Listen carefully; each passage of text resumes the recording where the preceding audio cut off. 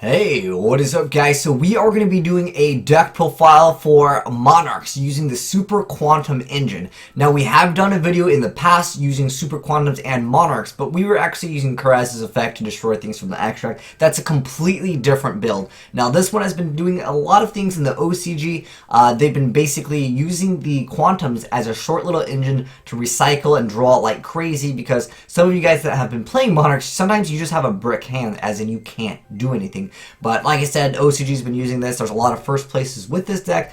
Keep in mind, guys, Japan has a smaller tournament size for the pool, but the thing is, it's still seeing some play, and they're still using some meta decks in the OCG. But anyways, let's go ahead and jump right into this. This is an OCG deck profile. There's one card we had to change because we only have one copy of Book of Moon in the TCG, but you can swap it out, maybe play a Breakthrough Skill, or maybe like add a Forbidden Chalice. But this is the deck profile that I thought was pretty interesting, and a lot of them are pretty much the same, like core, like 38 to 37 cards. There's like small variations, but what it really comes down to as far as Book of Moon, you just really want to negate a monster's effect, and Breakthrough Skill basically does the same thing. You can go with Chalice if you really need it that turn. But anyways, with Tolmaya's banned, like a lot less Cyber Dragon Infinities going on. But anyways, let's go and jump right into it, and I'll kind of explain some of the stuff, because some of the stuff you may be wondering, what the heck, you only have one target for your emergency teleport, why are you playing 3? Don't worry, we'll get into that. We'll explain it as we go along, because I know some things are a little bit confusing because you guys haven't seen this engine. And if you guys are wondering, when do we get the Super Quantum cards? We are getting them in Wing Raiders, which is set to release in just about a week here in the TCG. So I don't know what rarity these are. I will definitely do a video on this once we get all the set spoiler lists. But for the most part, I'm hoping these will be budget friendly, because pretty much I would say Monarchs are oriented around being a budget friendly deck. Yeah, of course, Karaz, it can be a couple bucks here, but it's still a lot cheaper than those $100 cards. Anyways, let's go and jump right into it with the 2 copies of Erebus, and then we got the 3 copies of Aether, and then the 3 copies of Karaz. So Karaz adds a lot of draw power. A lot of you guys have been seeing this card go up in price.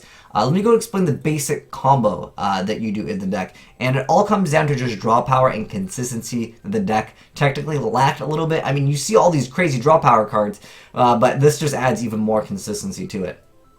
Anyways, what you usually do is you want to E-Tele into the Super Quantum Blue Pilot, and then what you're going to do is you're going to have his effect proc, and you're going to go ahead and add the Super Quantum Mecha Pilot Red layer. So you're going to go ahead and add this card for free. You can use this card later on if you want, but then what you want to do is you want to tribute either, you get the idea, you have the Edo, so you get that extra summon anyways, so you have access to that. And then once you go for the Karaz for that turn, you actually want to pop the blue layer that you got out for free with the emergency teleport, and then you also want to destroy himself. That'll allow you to draw 2 cards. Then this card itself will reset itself back into the deck. That's why you play 3 copies of E-Tele and only 1 copy of Quantum Mecha Pilot Blue Layer. Yes, if this card gets banished, it sucks, but realistically, it's not like he's going to get bottomless. He's not going to stay on board for too long where your opponent gets to go in their turn and be like, oh, I'm going to banish this card. Unless they're playing like Karma Cut, it's pretty much irrelevant. But yes, I'm aware that if this card gets banished, it's all ogre for the small little engine that we have. But it's a very consistent engine, and there's a reason why people are playing it. But that's the basic concepts of this guy over here. Is basically he resets himself and he gets to add the red layer. So what the heck does the red layer do? So the red layer lets you, it has 2 effects essentially. It's basically if you control no monster, special summon it. That's basic little effect. Then it's got 2 other effects. When it's normal or special, you get to target 1 Super Quantum card in your graveyard, and you get to add it back to your hand. So you can actually add the same copy of itself from your graveyard back to your hand. And then if this card is sent to the graveyard, you can target 1 Super Quantum monster in your graveyard except for itself, and special summon of its effects cannot be activated. That's a small little effect, but it's still there. It's better than nothing, definitely. You usually can't get really both effects because you don't play enough of them in the deck, but it's just a small engine that helps you tribute, and it helps add consistency to the deck. And again, you're really just using this engine to abuse Karaz and draw extra cards, and then on top of that, you can have things where it says your opponent cannot play. But that's like the basic core concept of the deck. Anyways, next up there's the 2 copies of Eidos and 3 copies of Idea. I would have recommended playing Reinforcement of the Army just so you can search out either, you can search out the Idea. I just think it's just too good. It's so optimal to open up with an Idea in this deck. Like an Idea E-Tele usually gives you extra consistency and advantage because you already have crazy draw power and consistency. With these 2 cards, like I said, The deck can brick, but it has a lot of recyclability, and this is the way the deck has been doing relatively well. Next up, we have 2 copies of Effect Veiler. Then we have 3 copies of DeeDee, 3 copies of Tenacity, 1 copy of Twin Twister. There's also another card I wanted to mention. It's called 1 for 1. Some people were playing it. It is a -1, just as a heads up, but maybe you have some of these cards, you can recycle them anyways. But next up, 3 Utility, yeah, it's part of the engine. And then 3 copies of Monarch Stormforth. And then this guy decided to go with 3 copies of Return. I've seen a lot of players do 2 at most. 3 is pretty excessive, but because you're using the Karaz engine, sometimes you just need to pop things, and this can already net you some free advantage earlier on, and if it stays on board, I can see where they were going with that. I think that the other card is actually pretty nice too.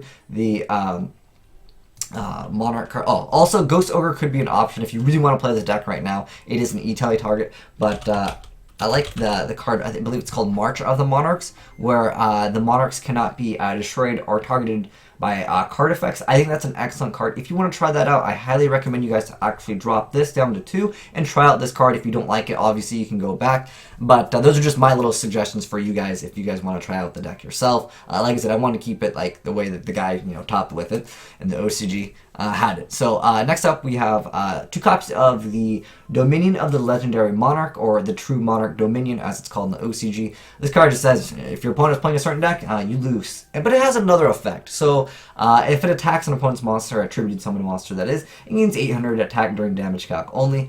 Other great cards that I can think of that would work relatively well with this is Vandy's Fiend, as well as Majesty's Fiend. Typed in Fiend is probably Majesty's Fiend, this card over here. So those are 2 excellent cards that you guys can try out if you want to. I know Vandy's Fiend is like $8 right now. I know it's kind of pricey. That's almost the price of a whole structure deck. But I mean, when we're comparing cards to like the Pendulum Sorcerer, which are like 70 plus, which you trade that for like this entire deck over here, with the exception maybe like some of the extra deck stuff or the side deck stuff. There ain't no extra deck here, but yeah. Then there's 2 copies of Book of Moon, but obviously in the TCG we can't play 2 copies of Book of Moon, so Forbidden Chalice or Breakthrough Scope probably going to be the closest cards you can get, and then the 2 copies of the original Monarch, so it gives you that ability to survive. Again, when you go turn 1, you really want to go Karaz Pop, and if you can get this card in the graveyard, excellent stuff. So you can just kind of survive. Then next turn you can get rid of whatever problematic cards there are, and then you could just be like, you can't play. That's the mindset of it. Obviously, if you're playing mirror match, then that kind of sucks, but it still has a decent effect. Like I said, when you attack, you get to gain extra 800 attack. There is no extra deck because you have to have no cards in your extra deck also. What a surprise. But there is a version of this deck that's Super Quantum that uses the great Quantum Magnus. If you guys want to check out that, I'll also put it down below in the description box, because that's a completely different build. Even though it's technically still Super Quantums, the playstyle is completely different. The playstyle of that deck is just get out 1 monster and you win the game.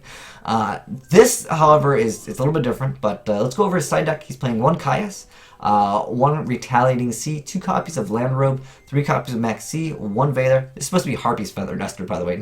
No one playing Griffin's Feather Duster here.